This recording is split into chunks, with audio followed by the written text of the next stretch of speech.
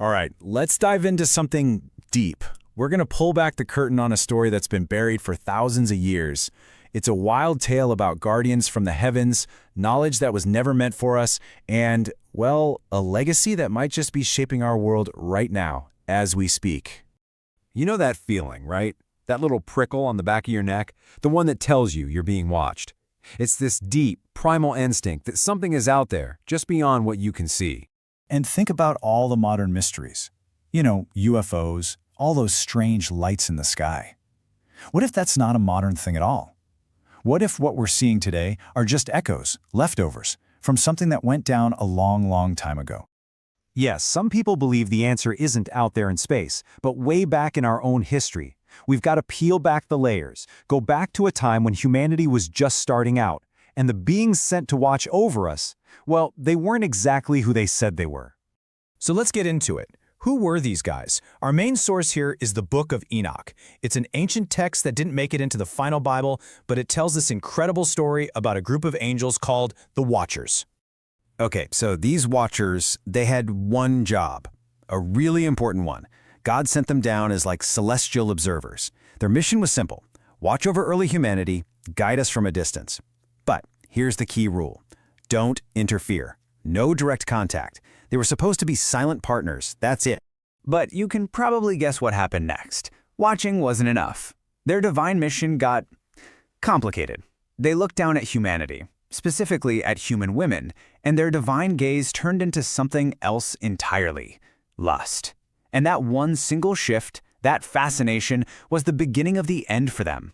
And it changed everything for us.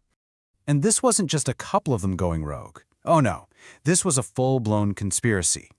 Their leader, an angel named Samyaza, gets them all together and says, look, we're all doing this. He makes them swear a pact, a binding oath, so that if one of them gets in trouble, they all go down together. It was all or nothing. Okay, so check this out. It gets so much deeper than just breaking the rules. They started teaching us stuff, forbidden stuff. Look at this list. Azazel. He taught us how to make weapons, swords, shields, the whole deal. Boom, organized warfare is born. Kokabeel, he spilled the secrets of the stars, not for science, but for astrology and fortune-telling. And Penemu taught writing, which sounds good, right? But he also taught how to write magic spells and curses. Every single gift they gave us was basically a seed of chaos just waiting to sprout. And boy, did those seeds sprout fast. The fallout from all this forbidden knowledge was, well, it was a disaster for humanity. Suddenly, the whole world changed. People weren't just fighting, they were waging wars with actual weapons.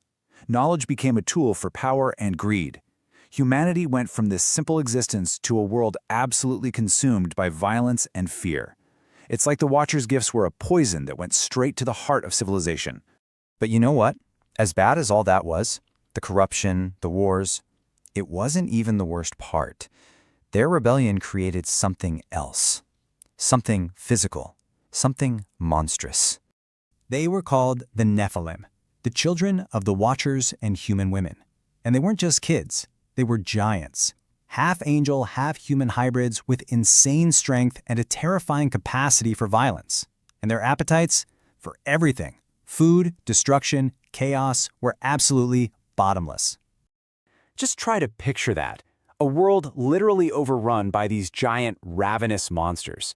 They devoured everything: crops, animals, and when that wasn't enough, they turned on humans. The planet was thrown into total darkness and terror.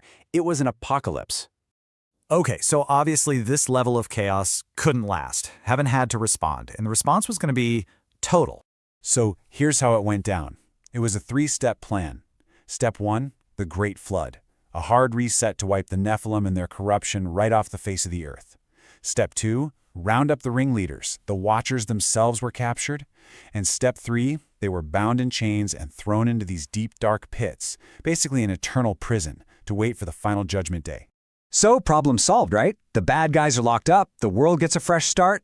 But think about it. You can chain a being, but can you really chain an idea? Can you lock away forbidden knowledge forever? That's the real question, isn't it? And that's where this ancient story smashes right into our modern world. Because we have to ask, did the story of the Watchers ever actually end, or are they still with us? This is where it gets really wild. Take a look at this. The theory goes that what they called forbidden knowledge back then, well, we just call it advanced technology today. Those angelic beings that came down from the sky? Sounds a lot like modern stories of aliens and UFOs, doesn't it? And their whole strategy of corrupting humanity through secret groups, that lines up perfectly with modern conspiracies about secret societies and the occult. So the idea is that the game never changed. The playbook is exactly the same. Exploit human weakness, our greed, our ambition, our desire for an easy way out. The theory suggests the Watchers are still playing us. They've just upgraded their tools for the 21st century. And remember the number. This wasn't just a handful of rebels.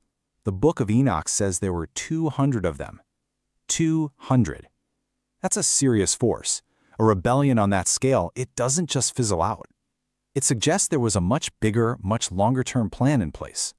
And if that's not chilling enough for you, there's a prophecy right there in the Book of Enoch. It basically warns that in the end times, right before the final judgment, the influence of these imprisoned angels will come roaring back. And not just a little bit. It'll be stronger than ever, like one final, all-out push. So that's where we're left. You look around at our world today, the insane pace of technology, the chaos, the things people still see in the sky, the endless cycle of greed and power. And you just have to ask yourself, is this really all us? Is this just human nature playing out? Or is there a much older, much more patient hand at work here, still pulling the strings in a game so ancient we don't even remember where the pawns?